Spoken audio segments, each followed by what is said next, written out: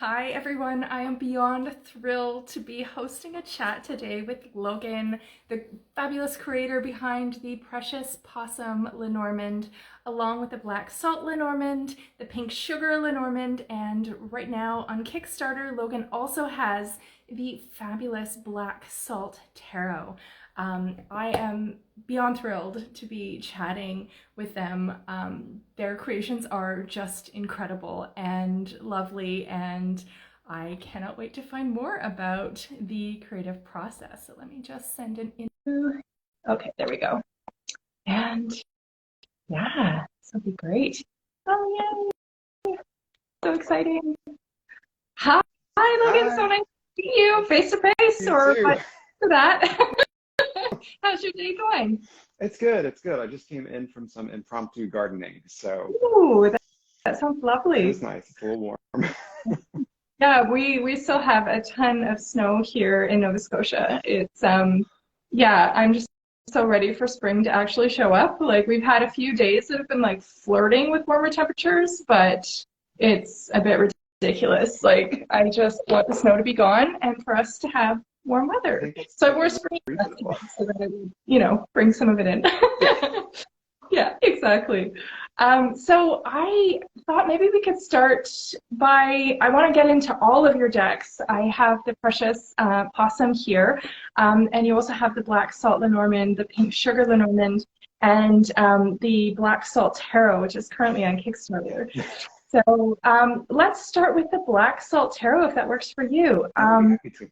Yeah, yeah. Sorry, I'm so excited about Me this. too. Yeah, so I made some notes from your fabulous Kickstarter write-up. One of the things that really stood out for me with your description of this deck was that it's a light to lovingly guide you, this is somewhat paraphrased, through uncertainty and fear to a place of inner strength. I can't tell you how much that hit home with me, and I would love to find out more about what precipitated creating this deck, like what your motivation was. I know that you already have the black salt Lenormand and the aesthetic is very similar. But yeah, I'd love to hear more about what that process was like. Okay, sure. I'm glad you like that part also. Ah, fabulous. The the deck sort of came together right on the heels of making the corresponding Lenormand decks. I've been trying to make a tarot deck come together for a few years now, and nothing has aligned well.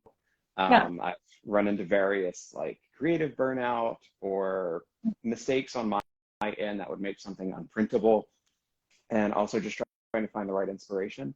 And yeah, this just felt like an avenue where I could give everything, I don't know, my own lens view, and it would filter through organically instead of, yeah. I don't know, trying to play by existing conventions or gender norms and trends and things like that. I don't know, it just felt like the right time to make something, and I want everything that I make to be that friend who's going to sit down with you and be like, honey, we need to talk. Like, I love you, you're beautiful, you're amazing, you're intelligent. Let's work on this, but you can do it and I believe in you. And so that's kind of what Yeah. that bit from the campaign is from.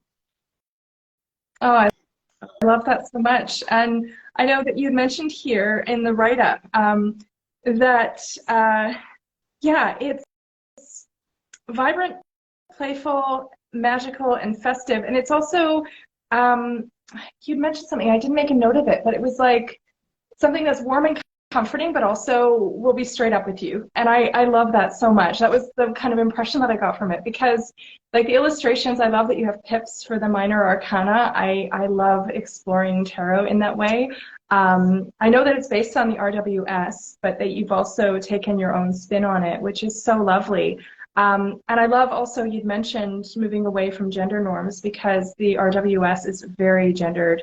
And I love that you're bringing neutrality into this deck because it's so important for everyone to be able to see themselves in tarot. And I'm so excited that there's more and more decks all the time that bring a more neutral palette so that you can pick up the deck and it works for anyone who may be coming to the practice, right? Like that's amazing. I love that so much. Yeah, so I'm so excited. um, so in terms of the aesthetic of the deck. Like I'm not a graphic artist at all. My daughter's a very talented graphic artist. I'm not.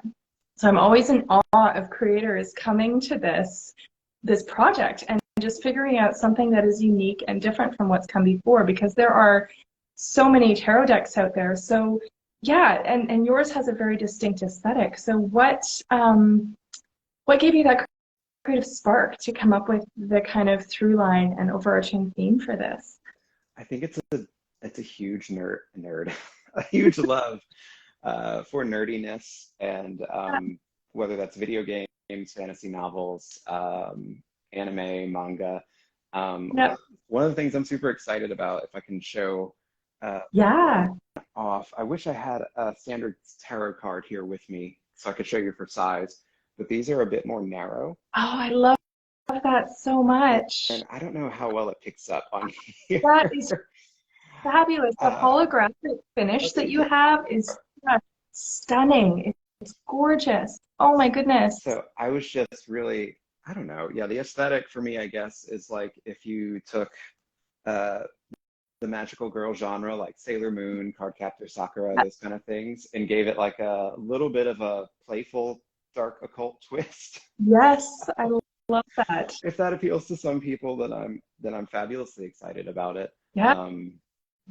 But yeah, so a lot of video game stuff went into it. For the pips, I was really excited because there are little hints in each pip card's imagery that kind of hints at, sometimes it's a hint towards like the Rider-Waite-Smith traditional imagery. Sometimes it's just hints at the meaning. In particular, like, I don't know if you can make this out. A lot of these details are really tiny and don't show well on camera. Yeah. I love that so much. For the Five of Swords, we have a little crown at the hilt of the blade, and then there are 4 shattered swords behind it, and they each have like a little kind of smiley face on them of somebody who looks like they've just been like knocked out. Yeah, yeah. To hint at like, winning at any cost. Yeah. Or like for the Four of Swords, I just have swords on hand apparently. That's awesome. To try and show rest, I have their sheathed instead of, Yep. So, little things like that. Oh, I love that. You put so much detail and care and thought into each of the cards. Like this must have been, like, I can't even wrap my head around how much time and energy would go into creating a deck like this. Like the amount of detail in just the 2 cards that you've shown me so far is incredible. And I love video games and I love fantasy and all of that as well. And I'm so excited that you've incorporated so many of those elements into it, because that's something that's unique, right? And I love the holographic print on top of the black too. Like it stands out so beautifully. Like even the cards that you're showing me, like it's so easy to see the design because of that beautiful, gorgeous, like inky black background. It's such a lovely Well, contrast. thank you. I'm really glad you like it. I like all the same things Yeah. about the rainbow and black combo, so I'm glad. Yeah. Oh, it's beautiful. Yeah, it must photograph beautifully as well.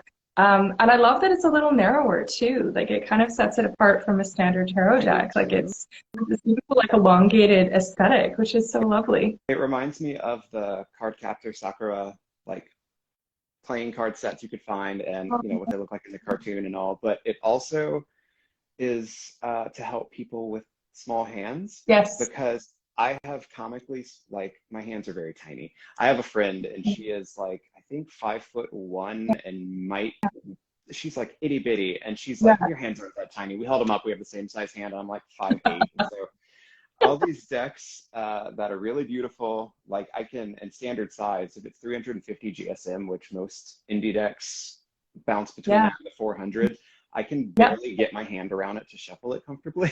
So I was like, all right, it'll be thin, it'll look different, and it'll also be comfortable. I'm sorry, are you hearing a dog barking by chance? I am, yeah.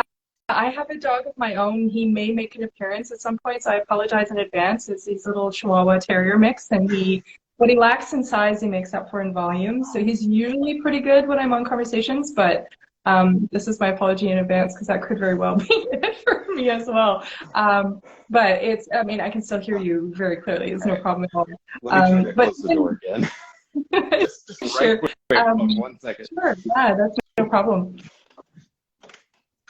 Okay, I had it closed, but I have cats, and so they're wandering around. I have doing things. I have a dog and two cats, so it's a constant. I usually sometimes like if I do these on the weekend, then I'll do them in our bedroom, and my dog is usually like whining at the door, so it's super annoying because like I don't want to leave the door open for sound reasons, but then if I close it, he immediately wants to be in, and so do the cat. So it's just like a whole thing. So it's like he sounds a lot like a cat. Yes, oh my gosh, he really is, and the cats are just like the dog, and it's all very kind of interesting blending of tendencies, but Yeah, it sounds like yeah. it. Yeah, and our dog and cat actually are white with patches, and their patches are like the mirror image of each other. Oh, And they actually look like the cat and dog version of each other, which is really funny because Gideon's a rescue that we took in last July. We also have a little black cat named Cassie, and Cassiopeia, she's my daughter's cat. And actually, her and Gideon still can't be in the same room together, so it's been a bit of a process, but it's just so funny how similar Pippin and Gideon are in terms of their aesthetic, their core desired feelings, like all of it. It's really entertaining. I love their names, by the way. Those are great names. Oh, thank you. Yeah, they've certainly lived up to them, actually. It's quite entertaining. Yeah, so um, what was I going to ask you? I had something in the back of my mind. Yeah, no, I love the aesthetic of this deck so much and all the different elements that you've incorporated. So was there a specific card or suit that you were super excited to create or maybe felt more challenged by? There were a couple, yeah. Let me grab them and share them. One of the ones I was excited to make, I showed off a little bit earlier, which was Yes, the High Priestess I design. love that so much. Thank you. I was Uh, excited to do this one because I've been wanting to see a High Priestess done as like a diving suit for a yes, long time because I think that and any sort of Persephone imagery are just always going to be my fave ways to look at absolutely. them. So yeah, and I wanted to keep little nods towards the RWS alive in it. So like, I don't know if you can tell on the helmet, we have the triple moon symbol. Yes, Uh, the, that's yeah. beautiful. So Like that one was a lot of fun. the level of detail that you've included, even just in terms of the borders and the corners and like all the different little elements that are blended in. I love that in decks that have all these specific elements because it's like you can look at it and it's objectively beautiful, but then when you take a closer look, there's like these little elements you can pull out that reference the card in such a beautiful way. Like I was excited about this deck before, but I'm even more so now because of having a conversation with you. Like it's so exciting to me to be able to talk to creators who have all of this amazing skill and see where your inspiration came from and like what goes into all of it, right? It's really exciting. That's amazing. Yeah, I love the High Priestess card. That's one of my all-time favorites. That whole idea of diving deep within yourself, trusting your intuition, really following your own guidance. Like that's such powerful medicine, you know? It's really, really incredible. Thank you. It's awesome. I'm trying to find the other one that I had in mind that was really tricky to work with, but things are a little bit chaotic at the moment. So I will instead go another way. Yeah. No, that's great. So what was your most challenging suit or card to work with? Uh, it took me a while to figure out the Hierophant. Oh, Um, okay. for Yeah. I think obvious reasons for most people who are into tarot. Yes, Uh, absolutely. so I I renamed it. Yeah, I renamed it the Pedagogue. Oh, I love that. It's like for anyone who doesn't know, like another word for like teacher or that sort of thing. And for the card, we have a stack of burning books Yep. because I felt like with everything that's been, I would love to say going on recently, at least in the US with book bans and book burnings, but I can't say that because it's been going on for such a long time. Um, there's always No, just been this. 100%. And I love that that card is a reflection of that because it's a slice of what you're experiencing here now, right? It's reflective of the current experience and long-term experience. I mean, even going back to World War II, right? Book burning, book banning, all of that stuff. It's kind of exhausting to me and terrifying that this has been going on for as long as it has. I fully agree. I Yeah, fully agree. So I wanted to bring in the pile of burning books yeah, to reference all of these horrible things that we get through these yeah. powerful institutions like religion and government, but also to look at the other side of the card, which for me is like Mhm. not just what's the traditional way to go about something or a traditional font of learning, but like investigating the traditional ways of going about something, seeing what doesn't serve us anymore, what we can stand to get rid of. Yeah. And so I'd like to think also that this could be burning all of the things that no longer facilitate healthy growth. Yes, I love that. So that one was that Is one was that fun. a bull's head at the bottom as well? Where? Oh, probably I don't accidentally it might Yeah, be. I, I mean, whether you intended it or not, I got the impression of that, which was so cool because it's of course related to Taurus in astrology. So I love that. So whether it was accidental or on purpose, it's a pretty fabulous like reference to that. That's Thank you for awesome. pointing that out. I'm gonna hold on to that. Oh, it's so lovely. And I love that idea of like I struggled with the Hierophant for so many years of my tarot practice, just because the traditional reference to dogmatic structures and control and, you know, whether it's religious institutions or educational or political systems, like it always felt so claustrophobic to me. Mhm. And a lot of the traditional, I mean, RWS, right, is usually priest imagery, which I find myself pushing back against as well. No disrespect to any religion, but just some of the dogma that is associated to that with that can be very harmful. And so it's so refreshing to look at that process of, okay, so what's there and what can I burn to the ground and allow myself to gather from the ashes in a way that makes sense to me. And the whole idea of learning as a collaborative endeavor where it's not just top down, dogmatic, you know, education, but how do we work together? How do we learn from each other? How do we influence our collective understanding of something through community engagement, right? And through engaging with other people. And yeah, the whole idea of collaboration when it comes to learning is so powerful, right? And there is that necessity to learn something first before you can burn it to the ground, because you have to understand what it is in order to kind of rip it to shreds, right? And I love that you've captured all of that so beautifully in that symbol that you included. That's lovely. Well, thank you very, very much. I wasn't sure Talk how people would about nerding respond. out. Like I always feel so embarrassed when I get in for these talks because I'm just so excited and like I feel so passionately about this deck in particular and tarot in general, and it's just so exciting to talk about this process with you. Like it's yeah. Absolutely. So Same. I totally appreciate all of the energy. It's great. oh, that's great. Yeah, and how liberating to have the Hierophant a favorite card rather than one that you're kind of avoiding, because that was me in a lot of decks for a really long time, right? So that's amazing. Absolutely. Yeah. I feel like the Hierophant, just the way it's been, I don't know. I feel like it's being taught very differently now, and it's Mhm. great. But for a long time, the way it was taught, and also some of the court cards, I Yes. feel like have been taught in really imbalanced, impractical ways. Like I've seen so much Yeah. hatred for the Queen of Swords and the King of Yes. Pentacles as, Oh my goodness. uh, Well, I took Kimberly Sands from Fable's Den. I took her court card course a few years ago, and it was so illuminating and liberating for me because the way that she approaches all of those archetypes in the courts was incredible. Like it blew my mind because I started to be able to approach it as something that is inherent to everyone. All of us have a page of pentacles or, you know, a knight of swords or the queen of cups or, you know, whoever it is. We all have those elements inside of us. So when you can start working with those cards as something that relates to you and not something external, because we all have those elements, right? So being able to incorporate that, and I love that you have that gender neutral approach to all of the courts too, because that just makes it even more expansive, right? We can all see ourselves in those cards, which is so beautiful. Yeah, that's lovely. absolutely agree. Yeah. Absolutely agree. I had so much trouble relating to the court cards Hmm. when I was learning because so many materials taught them exclusively as something external. It's Yep. other people.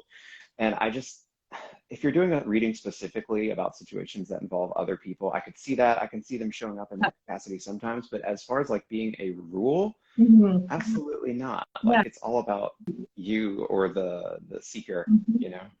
Yeah, absolutely. And Oh, that's yeah, I'm glad you appreciate that. I really wanted to, I'm trying to see if I have any of the courts around here that don't really pay a lot of attention to gender.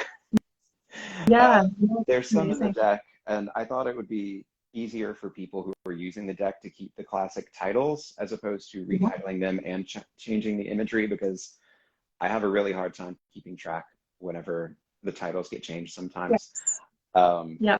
so we still have queens and kings and things like that. And Yeah. I think I've confused a few people already with like, why does the Queen of Wands have a beard? And it's like, anybody can be the Why Queen of doesn't Wands she? Like, there. why can't she, right? Like the Fifth Spirit Tarot by Charlie Claire Burgess, their work with that deck literally blew my mind in my perceptions of tarot and my perceptions of gender. Like it was such a gift to see all of these cards in new ways and to expand my understanding. I mean, the companion book, and they have their Radical Tarot book coming out in the fall as well, and I cannot wait to get my hands on a copy because it just, rather than narrowing it down to something specific, oh, it's going to be a young person with red hair, or it's going to be a middle-aged woman with this tone of whatever, it's like, it's open and it's expansive, and they have different people depicted of a variety of different genders throughout the entire court, and it's so spacious, and it's so liberating, and it's so lovely, and it allows a deeper intimacy with the courts, which I struggle with that too. I think a lot of people, when they first come to tarot, because it is traditionally so external to you, it can be hard to work with that particular archetype, right? But I actively now seek out decks that, if a deck genders the courts, I won't not use it, but I really actively seek out things that bring more neutrality to that, because I feel like it's a lot more helpful, even in my understanding of myself and how I navigate the world, right? Like it's very helpful to have a more neutral base to work with. I totally agree. Yeah. And that guidebook from Charlie Claire Burgess is exquisitely Mm-hmm. radical. And then, yeah, Kim Yep. Sam's work is really great with the courts. And then also Lindsay Mack from Tarot for the Wild Soul. Yeah, yeah, Also, she has, even just in her Tarot for the Wild Soul podcast, she has yeah. quite a few episodes that deal with court cards. And it just completely changed Mhm. my understanding and made them practical, which is really nice. Yeah, yeah. Like anything that's tangible that you can actually put to use is so helpful. Like if it's this like elevated thing that is like you have to engage in like years of study. Like I want to engage in years of study with tarot. Like I'm a lifelong student tarot nerd. Like bring it on. But it's also very helpful to have something tangible that I can apply to my lived experience now. I can dive deeper if I want to, but it's also applicable to my experience now, right? Which is super helpful. And I've been exploring a lot of Tom Benjamin or Ben Jolivet's books, like Tarot on Earth, and is it the Tarot Handbook, his first one? And he reads from a Tarot de Marseille perspective using a lot of pips. And it's been really interesting because I started with RWS, but to look at tarot through the lens of pips is actually very liberating, because there's this cross-reference point when you can look at all of the fours, not through the story of the RWS as it's so beautifully laid out, but also like what are the similarities, not just within the suit, but within the number, like using numerology and cross-referencing. And I love that your minors are pips in this deck, because it allows for further exploration from that perspective as well, which can be really powerful sometimes. Like with a Ten of Swords, for instance, it's pretty doom and gloom in RWS with like swords sticking out of someone and, this whole nightmarish image. But the tens are often about completion and about, in the swords, it can be completion of ideas and thoughts and moving on to something new. So it can be a crisis point, and it can be really difficult, but it doesn't have to be. And it opens it up, do you know what I mean? In really beautiful ways. Fully. And I haven't Yeah. always loved pip decks. And I think I might have finally figured out why, but I love it Ooh. when a pip deck, I'll try that again. I love them because, as you say, you don't have the beautifully laid out, but you don't have that RWS scenic structure that's informing so much of what you're taking away from the Yeah. reading. And I think, so I love that facet of it, but I've had trouble finding ones that I really like, Yeah. because so many of them I feel are very like copy and pasted to where you have the exact Yeah. same emblem. Yeah. And I just get really bored with that visually. So, Yeah. Absolutely. but they're beautiful. Yeah. No, but I mean, even those little details that you showed me of the crown and the like smiling face and all of that, like you've taken a very kind of classic symbology that's associated with the pips, but you've also made it your own and given it your own stamp, which I think also adds a layer of perspective and understanding. Like I I'm comfortable enough with tarot. I've been reading for enough years that I don't need to use a guidebook anymore. But I love guidebooks. I absolutely love reading through them, even if it's a little white book, because I love seeing what someone has to say about why they picked a specific image, what the relevance of this particular card is, their own unique keywords or interpretations. That just infuses each deck with its own unique feel. I mean, I have an obscene number of decks now, and each one is different, and I use them all for different purposes. And like I actually split mine up by astrological seasons, so like I go by fields and stuff. But there's something so magical about the fact that each one is unique, right? Like there's so much power in that. Yeah, I'm totally with you on the, especially what you just mentioned about the guidebooks, which I stopped reading them for a good while because I feel like we were just getting a lot of a woman stands holding two swords. Yeah. She's wearing a blindfold, and then you have card Yeah. readings. It's like I can see the image. Yeah. Like, I'm really excited for this little white book, and I hope it fares well with other people. But I really try to go into like why, Yep. why imagery, and also like how I arrived at certain conclusions, what the imagery means to me. Like I nerd out about bells for a good page and a half on Wait, the that sounds judgment amazing. card. Yep. And I want more of that from other people because like you, like I don't need a guidebook at this point, and there's nothing wrong with needing a guidebook, but I don't know. We're not gonna, I want to expand my horizons and how I understand cards, and I'm not going to get that if I keep seeing the same regurgitated information. Yeah, absolutely. There's something really freeing about being able to step away from the guidebook and getting to the point in your practice. And no shade, I mean, you could be reading for 20 years and still reference a guidebook. Like, there's no shame in that. But I feel like for me personally, because in some ways I'm so much of a rebel, but in other ways I'm very by the book, and I need to really understand the meaning behind something before I feel like I can freestyle with it. So that point of like stepping away from the book and tucking it aside and trusting my intuition, like I don't know about you, but tarot has been so informative for me about what that level of trust feels like. How do I step into that high priestess archetype and actually trust not what the book says my interpretation of the card is supposed to be, but what my intuition and my understanding of my own life help inform that card to be on this particular day in this particular context, right? Like there's so much.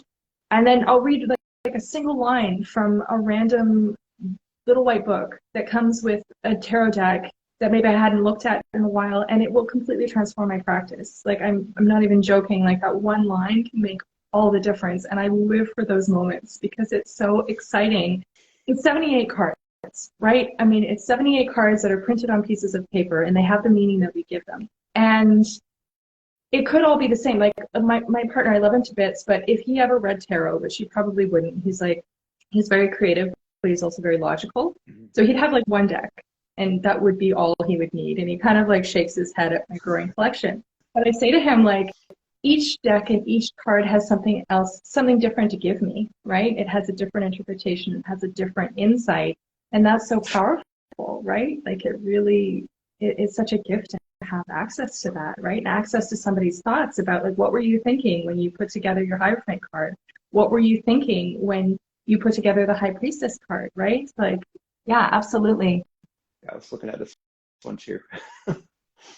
Yeah, I just wanted to see what that insight is. Yeah, I use a guidebook when I absolutely blank on a card because I've decided that when I blank, there's something in the work of the author that my query needs to hear. Yes, absolutely. And I feel like there's a certain stigma around, like if a reader references a book when they're doing a reading, that, oh, they must not know their stuff. And it's not about that. Like I keep my Fifth Spirit guidebook with me because Charlie Clark's insights are amazing, and there are times when that is exactly what I feel is required for that particular reading, to add a little bit of insight or a little bit of perspective, right? So I love that so much. That makes so much sense. That's wonderful. So I just wanted to go over with you some of the amazing details that you've included in this Black Salt Tarot, because the aesthetic is just like chef's kiss. So you have the black cards, 350 GSM. They're this beautiful, like elongated, narrow. I mean, I think the length is probably similar to a traditional tarot card, but then the width is a little bit smaller. Yeah, it just makes it look so, like, yeah, beautifully elongated and elegant. And then you've got the holographic foil on top, which creates that beautiful contrast. Like you were showing me those pictures, the cards rather, and I could see the images so clearly because of that beautiful black background and the contrast, right? So, and it comes in a sturdy 2-piece box. And did I see an email earlier about black edges, like inky black You did. edges? I had that set up initially as a stretch goal, Yeah. but because Kickstarter has been a wild and uncertain place Yes, this it year, always is. I've decided that screw it. I'm going to just Yeah. we're going for the matte black edges regardless of Yeah. what kind of goal we hit, just because it I love a colored matte edge on a deck so much. Gorgeous. So gorgeous. That made me think immediately of the True Black Tarot by Arthur Wang, which Mm.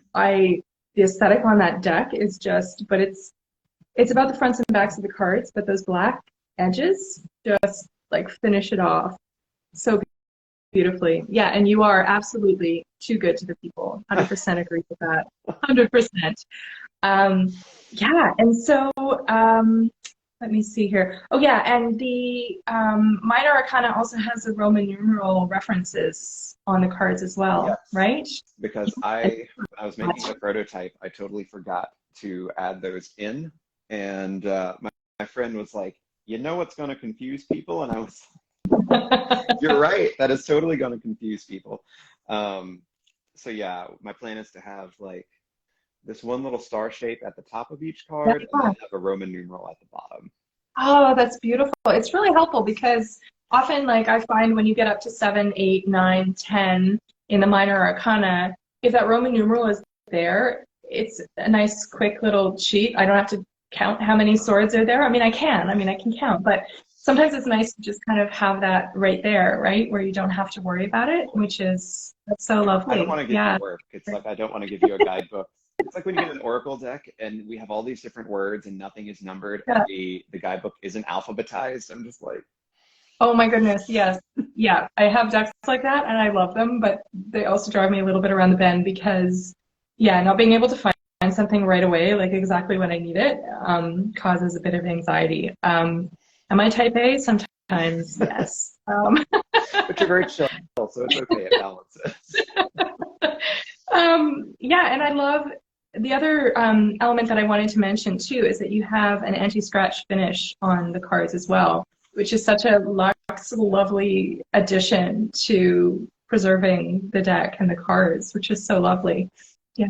I don't remember what deck I first saw that had that with the foil, but I immediately was just like, that's the way to go. Because I know everybody, not everybody, a lot of people love the soft touch, which I think is like a new version of the rose petal finish. Yeah. I think it feels glorious. Yes. It clumps the decks that I've had with that so badly that I wind up selling them. Like Uh, I hate it yeah, so yeah. much. Yeah, I love the feel of it, but the shuffling is difficult. Like it feels so luxe and gorgeous, and like I have decks that I absolutely love and use all the time, but I 100% get that because when it sticks together, you're just like, no, I need to shuffle properly. I need to make sure it's well mixed. It takes me out of like the nice, peaceful moment that I get into for the reading. As I'm trying to move it, I'm no longer thinking about my question. I'm Yeah, just like, how am I going to get anything accurate whenever these things are falling in like I know, inch-wide clumps? I know. Oh, right. I worry about that so much. I'm like, how do I know that it's accurate if there's things that are stuck together? Like maybe I was meant to have that 6 and 7 of wands together, but then maybe I wasn't. And how do I know for sure, right? Yeah, 100%. I also noticed in the Kickstarter listing, I keep referencing that because you were so generous with the information that you provided.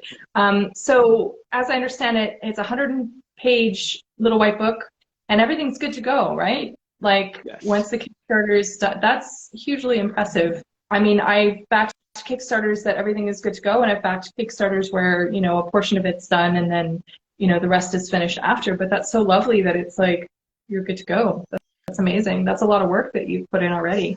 I've been making some revisions to court cards as I'm figuring out better ways to articulate them. Yeah. But everything else is, we're there. Like once the Kickstarter wraps, Kickstarter takes 2 weeks to collect funds and then deliver the funds to the creator. So yeah, as soon as I get the funds in, we are good to go straight to printing. And exciting. So how do you find the process of working with Kickstarter? Because I've heard I've heard a lot of positive feedback from creators, and I've heard frustrations as well. And I'd be so curious, just to, kind of random question, but what has your experience been like? I've liked it a lot. I think it's really helpful, especially if you're not somebody with a huge like audience base or Yeah. community or whatever you want to call that type of demographic. Um, yeah, it can help a lot because like if I launch my decks on my own website or Etsy, like who am I? Nobody's familiar with, I'm not like some Danielle Noel or whoever where people like know the name, know the quality, know that the product's going to be delivered on time. I feel like going through Kickstarter really affords people not really a sense of accountability because you can still be flaked on there, but at least they can Hmm. see your track record. Yeah. Uh, there's some amount of transparency and visibility there. Yeah. Um, uh, and so I'm sorry, I'm just rabbit holes. No, no, but Uh, I mean, the other thing is there's people that actually come to Kickstarter specifically to browse, right? Like they'll look up like what are the tarot decks that are currently on, and so you have access to a wider audience that may not currently follow you on social media, but will hop on Kickstarter to see what's current. And oh, gee, there's this fabulous deck on there by Logan. I'm going to check that out, right? And then they see your track record of, I think you put five projects on there, I think at this point. And that's fabulous. They see that you're an established creator. They see that you've got a track record, and also can take a look at your other artwork too, right? Which that's one of the things I like about Kickstarter is you can look up past projects and see all of the cards and all of that and the evolution of the projects as they go. And it's really amazing for someone who is a little bit of a tarot nerd.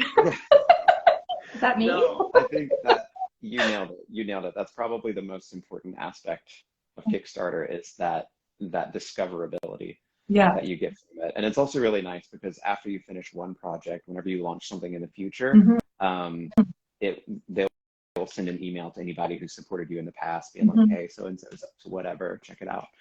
Yeah. Which is really nice. I know some people don't like the fees Hmm. that it comes with, but I mean, I feel like it's worth it for the Yeah. service. Well, it's offset by the exposure that you get, which might not be available in Yeah. other areas as well. Like I know that there's probably tons of people who also hop on Etsy to look up different, decks and different things as well. But then there's also kind of the darker side of Etsy where there's a lot of ripped off decks and different things. Like I know that Yeah.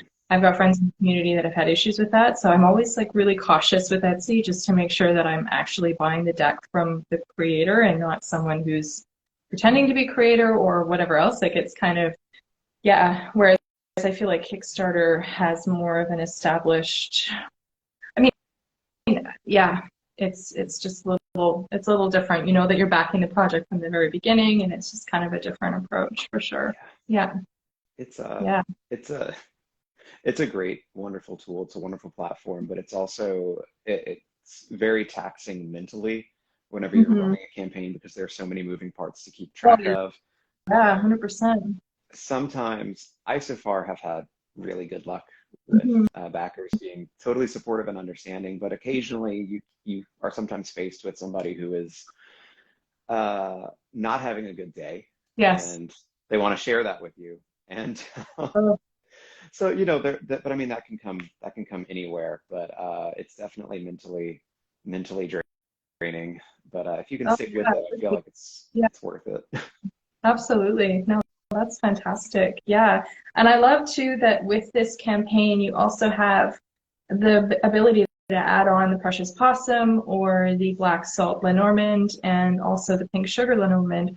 And I wanted to ask you a little bit about that Yeah. project campaign as well. I mean, that finished, was it last year that you did the black salt and pink sugar? Yeah. And those are two twin companion decks, right? It's essentially mirror images of each other, but with a different color palette, if I understand correctly. Yeah. And it's so interesting how you can have the same images, but they look different depending on the color palette and the color of even the foil used. Like I know Maria from Studio Artemy has her incredible Fortuna Tarot, and I have the three editions, and each one is different. Like you wouldn't think so because it's the same image, but somehow the feel and aesthetic of each of the decks is different based on the colors used and everything else. Like it's fascinating to me. And also James R. Eads, who does the Prisma Tarot and Light Visions Tarot and the Cosma Visions, the light visions and the Prisma visions, it's essentially the same deck.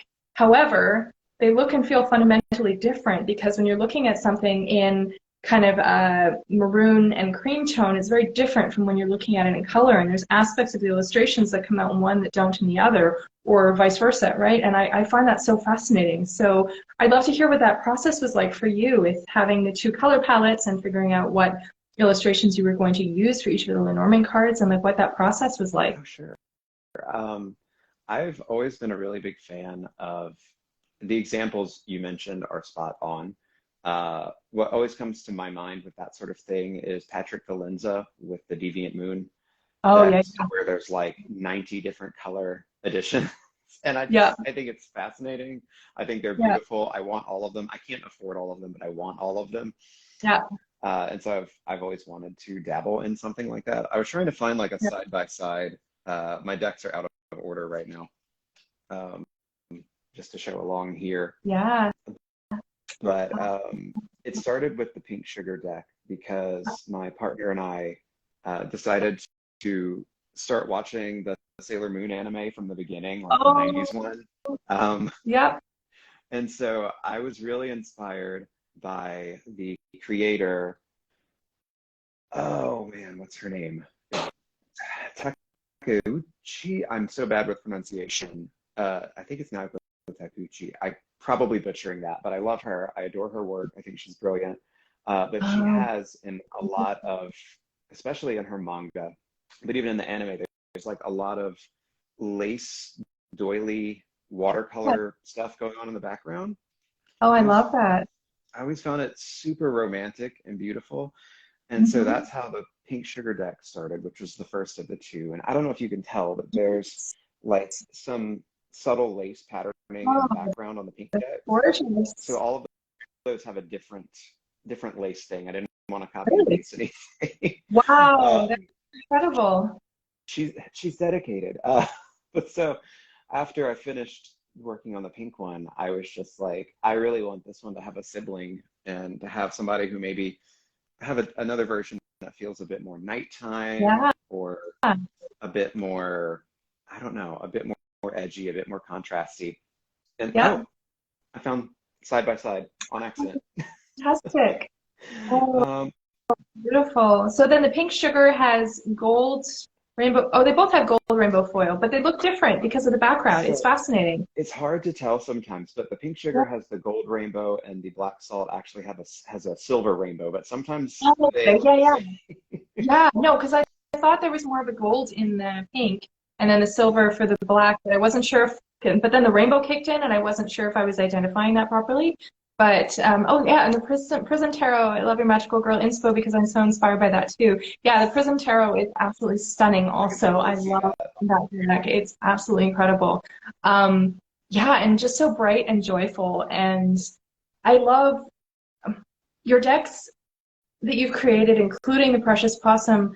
There's a real sweetness to them and there's a gentleness to them. Like my kids are 10, 14, and 15, and I showed them the decks and they just loved them.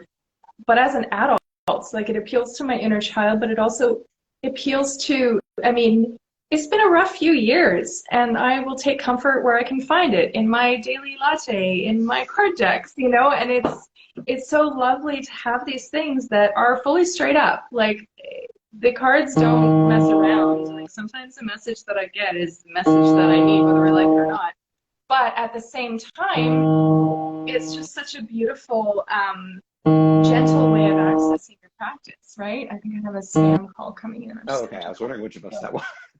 Yeah, it starts like vibrating and like, no, really, don't interrupt me right now. Thank you, or ever. Thanks. Um, yeah, no, but I really appreciate that about your decks, that they've got this gentleness to them. You still get the message you need, but yeah. So in terms of picking out the images that you wanted to use for Lenormand with those two decks, what was your process like? I I wanted to stick with things that would give me or my child self a sense of wonder Oh, looking at them. And you know, given the symbols that we do get in Lenormand, I don't know how possible it is for every single image to be exactly as inspiring of that feeling as every single other image. Mm-hmm. But so I was looking at things like video games, Yeah. which is like why we get I don't know if you've played a lot of The Legend of Zelda, but I I was want to just say it's Twilight. talking to my son about that because his birthday is next month, and we're really into Mario Kart. He's not as into Animal Crossing. I love Animal Crossing. But he's really into Minecraft right now and all of these different things. And I was thinking that he might really enjoy Legend of Zelda because of the whole quest and adventure aspect of it. And I mean, that was big when I was a kid, so it would be fun to introduce him to that. Totally. So yes, I am familiar, and it would be so magical. And like 11th birthday feels pretty perfect for Zelda Which to me. one? He's turning 11, so I feel Oh like yeah, that's like the perfect age. that I is mean, the what's perfect not age. really, but yeah, No, yeah. totally. So then, in terms of Legend of Zelda and the heart card, what the correlation that you had with that? I totally interrupted you. I'm so Oh, sorry. no, no, it was a good interruption. Um, for this one, I didn't realize till after. I was like, people might think this is a dream catcher. That's not what I'm going for. This is the shape and appearance of the heart containers, and I want to say Legend of Zelda Twilight Princess, which are items that you get to extend your health bar for anybody who hasn't played. Um, and so it's just little things like that, personal things, which thankfully seems to have resonated with other people. Like Yeah. even for the house card, Oh, we have gorgeous. a fire. Oh, thank you. We have a fireplace, and then there's this little tiny clock underneath the bell jar at the top. Yeah. And for me, that was about my grandparents' house, where it was always such a place of comfort for me growing up, and they had a little tiny clock like that under a bell jar on their mantle. So, Oh, like, that's beautiful. literally everything is just little moments like that. Like for the snake card, Yeah. which I had a lot of fun with. It's a throwback to the Nokia snake game because I spent so Yeah. many hours draining my poor mother's cell phone battery back in the day. Kids Oh, that's amazing. have not changed. We're still like, do you have games on your phone? Yeah, so Zed Bunny Intuitive, which is asking if the link to purchase the cards is in your bio. I think so. You have a link tree that leads to your Etsy shop, and then there's also a link to the Kickstarter because with the Black Salt Tarot, you can actually add the other decks on if you're backing the tarot deck. Yeah, because I added the Black Salt. I had to hold myself back from doing all three for budgetary reasons, or both rather. But yeah, and there's options to add the Precious Possum as well, which is lovely. Or you can just go straight to the Etsy site and find it there. But Thank you so much yeah, for asking. I think you have them all listed on there, right? Yes, they're all available. Plus, also, you also had a Crypt Cuties pin set and a whole bunch of fabulous stickers that you had with the previous Kickstarters. And I think those are on your Etsy as well. Am I right No, in? they are. I was just laughing. I wasn't expecting the deep cut. I've been following your work for a really long time, and I have to Etsy this morning to see what was available so I could share that because I think it's really helpful. And like pins are, my daughter inspired me to, my 14-year-old inspired me to take my jean jacket, and I have all these tarot pins that I've been collecting from different Kickstarters and different things. They were just sitting in on my shelf, and it felt like such a waste. So now I have a beautiful jean jacket that has like, well, I have to reattach the patch on the back from Amy Putney Koenig from Prairie Majesty Oracle because it came off. I don't know that I ironed it properly, but I'm going to stitch it on. But then I have all like my pins, and it's so exciting. And yeah, so I definitely was like, ooh, I have to mention that. So that's awesome. So what was the process like? How is it different creating the tarot as opposed to Lenormand? Like I know they're two different divination systems, but there is definitely an aesthetic connection between the Black Salt Lenormand and the Black Salt Tarot. So like, did you have the Lenormand in the back of your mind? Did you create them kind of around the same time or with a similar aesthetic, or what was that process like? So I finished working on the Lenormand and then immediately went into the tarot. And it was Ooh, nice because I didn't have to play it as safe or worry so much about what super traditional Lenormand readers were going to Let me try that again. Like, I feel like in tarot, there's a lot less like purism or whatever you want to call it. Oh yeah, Yeah. yeah, yeah. Ben was talking about that. I did a Lenormand class with him a little while ago, and there was a bit of discussion about that, about how, tarot tends to be a little more flexible, whereas Lenormand, like a lot of traditionalists, there's one way of reading it, and it's. I'm newer to Lenormand. I would still call myself a relative newbie with Lenormand as opposed to tarot. And I often worry when I'm reading the cards that I'm not like doing it right because I don't have as deep an understanding. So I can understand how that would be challenging when it comes to creating it because you'd have to stick closer to a specific system, if that makes sense. I mean, that's my outside perception of it. No, I mean, I think that's safe. I I feel like some of their criticisms, the Lenormand purists, are well founded sometimes. Like, Mm-hmm. I agree. I don't want my Lenormand decks to be super busy with Mm-hmm. imagery. My Possum deck is a little bit busier, but that was a long time ago. Um, but like outside of that, there's a certain. I feel like we can embrace and honor tradition Mm-hmm. without stagnating. And so I feel Yep. like we need to have some sort of flexibility so that we can keep these systems relevant. Because Mm-hmm. looking at old Victorian imagery, which I think is beautiful, it's not going to do as Mm-hmm. much for me because I'm not an old Victorian person. Uh, No, I appreciate um, history, but I don't need it in my day-to-day life when I'm reading. I often find I gravitate. Classic and traditional is lovely, but I gravitate towards things that are um, interesting or different or relevant to my love of ramen. I have all the possums here, and or my love of Greek and Roman mythology, right? Like, or Diana Ross, right? Like there's all of these elements. Like, yeah, it's active because it's telling a story, but there's also so much beauty in that with the detail that you've included in everything else, right? So yeah, simplicity can be really powerful, and I love the black salt Lenormand for that reason. Like, it's a very simple design on a black background, so the meaning is instantly apparent, and that's lovely as well.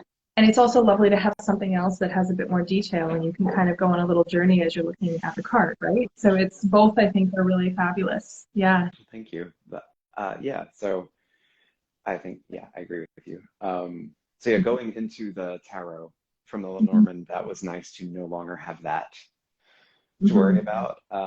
But then the other thing I feel like is, at least for me, whenever I'm making a deck, especially a tarot deck, it's one very intimidating because we're not talking about making 36 plus Yep. images. We're talking about making 78 plus images, which is a Yep. huge undertaking. Yes, Um, definitely. there's also, I feel like even though you have more leeway creatively, you can still very easily alienate people by making them scratch their heads. There Mm-hmm. have been some beautiful decks over the past year or so that I've just wanted to jump into and Yeah. wanted to support, but the more I looked at it, I was just like, I can't tell what's up and down in Yeah. this environment that you've created, and it's beautiful. And Yeah. like, I'm good with being uncomfortable and trying to forge, like having to forge my own relationship with a card and a new deck. I think the Monsoon Tarot, have you seen that one? No, I haven't explored that one. It's a really beautiful, very dreamy deck that it's Yeah. super rich, detailed imagery. It is very non-traditional, but I don't Yeah. mind that because I can still get a strong feeling of what the creator is trying to uh, evoke, I guess. Yeah. Yeah. Um, so yeah, I'm just rambling at this point, but No, no, that I'm I here was for all like, of it. That's great. I was just trying to think like, how can I make this unique to my own perspective, as unique as anything can be, Mm-hmm. um, without completely alienating people? Because I did have a failed Kickstarter for a Lenormand Oracle deck that was just way too much its own thing. And now looking back, I was like, oh my God, what did you do? I wouldn't say failed. I would say it was an exploration undertaken that, you maybe didn't have the following that you were looking for, but it doesn't make it any less valid. Because I remember seeing the images that you shared from that deck, and they were spectacular. Speaking of Legend of Zelda, like they reminded me very much of that Hero's Quest kind of idea, and like gaming systems, and like that whole idea of losing yourself in a journey for the afternoon, and how exciting that is and how fun that is, right? So, I mean, yeah. you. I appreciate that. Very There's a much. lot of the, you know, I mean, I was very much in awe of your creativity with that and everything else, right? So yeah, yeah, Let's see. absolutely. White Stout Tarot is saying the sparseness in the pink sugar black salt Lenormand helps to remind me that it's direct. There's not a lot to pull out of the image like there is in tarot. I think Mm, that's the beauty of Lenormand, I think, yeah, kind it's of as it very should direct. be. Yeah, that's been my understanding of it so far as I've kind of undertaken my learning journey. It seems to be much more straight up and direct, yes, no, specific outcomes as compared to tarot that sometimes is, I mean, tarot can be direct too. Sometimes I'll be asking a question about something and it's like, yeah, this is a situation. I'm like, thanks, but that doesn't give me a solution. It doesn't give Oh me my an God. answer. It's like, yes, I understand Have you seen the As Good death as part. It Yeah, I'm going Gets? through transformation. Thanks for that. But like, how do I proceed? Right? Like, yeah, so there is a directness, but yeah, no, it's a very different system, and I can see how simplicity would be really helpful with that as well. It Um, is. and I really want to talk about your fabulous Precious Possum Lenormand as well, which I think came out 2021, if I remember correctly. I think that sounds right. Yeah. Yeah. Yeah, and it's awesome. I love this deck so much. Well, thank It's you. so sweet and lovely. It comes in this nice little box, and you've got the beautiful guidebook that comes with it too, which has so much information. Um, and when I was looking through, because I looked through your Kickstarter for that as well, because I always try and do a little bit of research without being weird about it. Like I want to find out about decks, but not to the extent that I can't ask you questions about it. But like I noticed in your write-up that you started with, was it the Clover card? I did. Yeah. Yeah, coming out of the first year of the pandemic and all the intensity of that. What a fabulous creative endeavor. Like that must have been kind of liberating in a sense to engage in that creative exploration with his deck. I mean, I don't mean to put words in your mouth or intention or whatever, but it just struck me with his sweet little possum and the sweet little leaf, and you know, I love the thistles in the background too. Those are thistles, right? So if you actually, this is one of the things that I'm so excited that more and more Lenormand decks, I'm seeing it more. I'm sure it existed already. It definitely did. I just hadn't found those decks at the time. But it's the little clover flowers. Clover. Oh my God, I can't believe I said No, thistle. Clover. Of course it's clover. Oh my God, because it's a clover card. no. I have friends I who was are up just till like, the what's wee that big hours last flower? night. Please forgive me for being a bit scattered. But yes, clover, absolutely. Yeah. Oh, that's so lovely though. And then the little Oh, clover thank leaf. you. Yeah. Oh, it's Yeah, sweet. I really appreciated having a creative outlet to tackle because I made that one in 2020, and I Yeah. don't know what my mental health would have looked like that winter if I hadn't had something like that to focus on, and not just something to Yeah. focus on, but something that was cheerful in nature Yeah. and like whimsical and Yeah. inviting. Um, yeah, it got me through a really hard time. So, I'm so glad. Well, it's so beautiful. I love all of the different cards that you've created for this, like this beautiful ship card. oh, And your home, like Lord of the Rings. We just watched the movies with a friend of mine. We do movie nights on Saturday nights, and she's in Newfoundland, and I'm in Nova Scotia, and there's like a half-hour difference. So we queue up at the same time, and then we just live text back and forth, which I is love mostly that. GIFs. GIFs. I can never figure out how to pronounce that, but yeah, we just watched the entire Lord of the Rings, starting with The Hobbit all the way through, and we did the extended edition. So it took us like I want to say 2 months to go through everything because we watched it in such detail. But I was like, it's Bilbo Baggins' home. I love it so much. I'm so Um, oh, it's so lovely. And I want to ask you all about your possum cards. I've got them all laid out here. They're utterly fabulous. okay. But what cards did you find sparked the most joy in creating them, and which ones were most challenging for you as you went through this deck? Um, I had a lot of fun with the Sailor Moon one. Oh my gosh, yes, I Um, love it so much. The Sailor Possum. so that one was a lot of fun. Actually, all the significators I had fun with. Yeah. And then also I had a lot of fun with the birds card, which has Mhm. blue jays on it Yes. Oh, I because love I think that. blue jays are gorgeous, but they're also assholes as far as I've They been able are to. assholes. We get some in our backyard.